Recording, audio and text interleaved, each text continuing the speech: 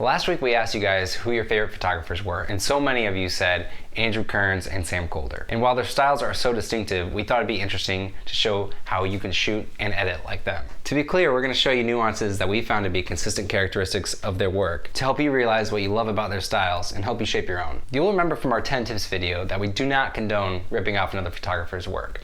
What we do recommend is exploring the facets of other shooters' work to help you realize what it is you love about their styles. We also saw that one of you recommended Dirk Dallas, who founded the From Where I Drone hashtag. So we're going to show you some of the characteristics of his phenomenal drone photos as well.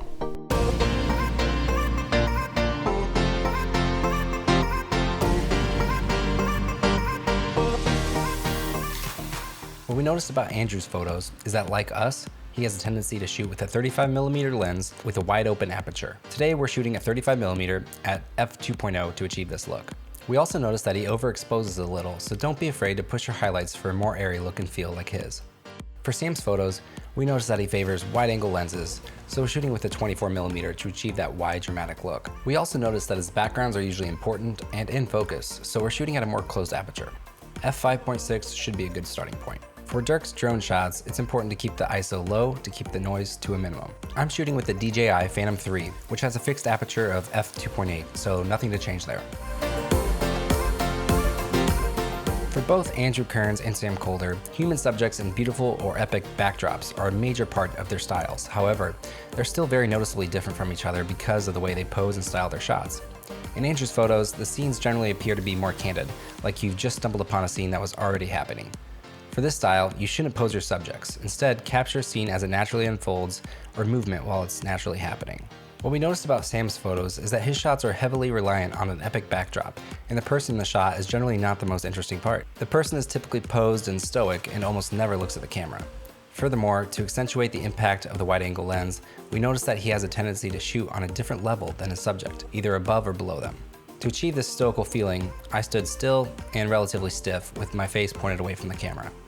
For Dirk's drone shots, he tends to shoot bird's eye with the camera lens completely parallel to the ground, or neutral with the camera lens pointed straight ahead. It's helpful to use the on-screen grid overlay to line up your shot. He favors minimalism, but often includes one tiny subject in his beach shots, like an umbrella strategically planted on the beach or a surfer carrying his board as he walks.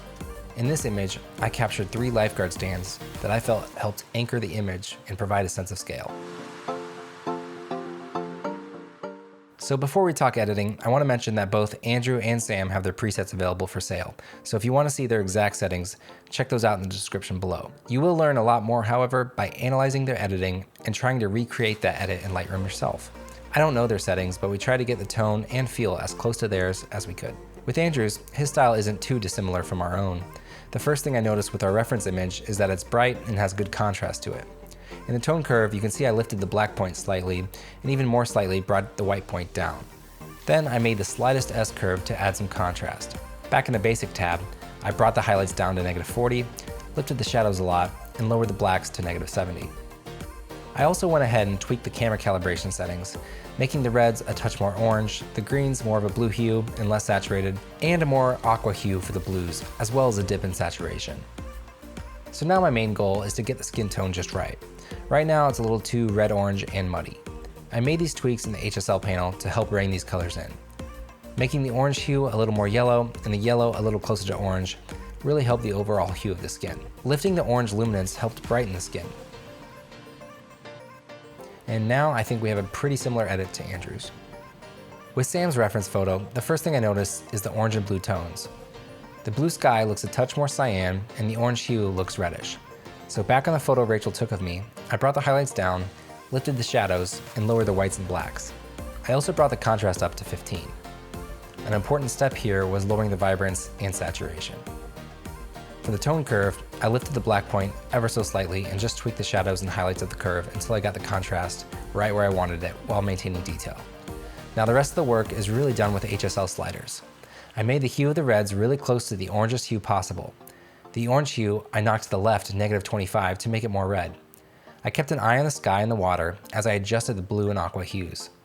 You can see I took a lot of saturation out of the other colors to really highlight the oranges and blues. For the luminance, I lifted the oranges a bit to help with the skin tone.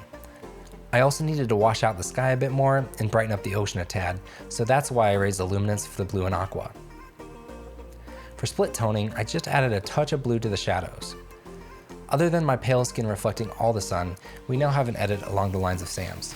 Just a reminder from our previous preset tutorial, if you want to save any of these settings as a preset, just click this plus sign here and give it an awesome name. With Dirk's reference photo, I noticed the bright and saturated sand and the beautiful aqua ocean instantly. My photo was a bit underexposed, so I had to raise the exposure a lot.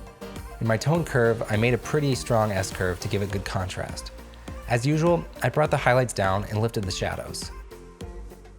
The HSL section really helped me hone the hue of the sand and water. I also added noise reduction to lessen the effects of digital noise brought in when I raised the exposure. And finally, we now have an edit similar to Dirk's.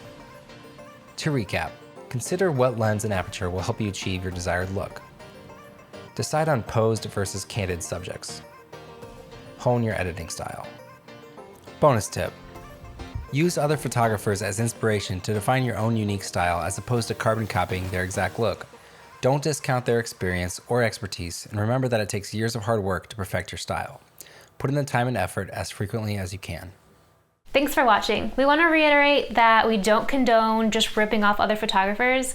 Instead, use these tips for inspiration to forge your own path and develop your own style. If you enjoyed this video, please like and subscribe to us, and we'll see you next week.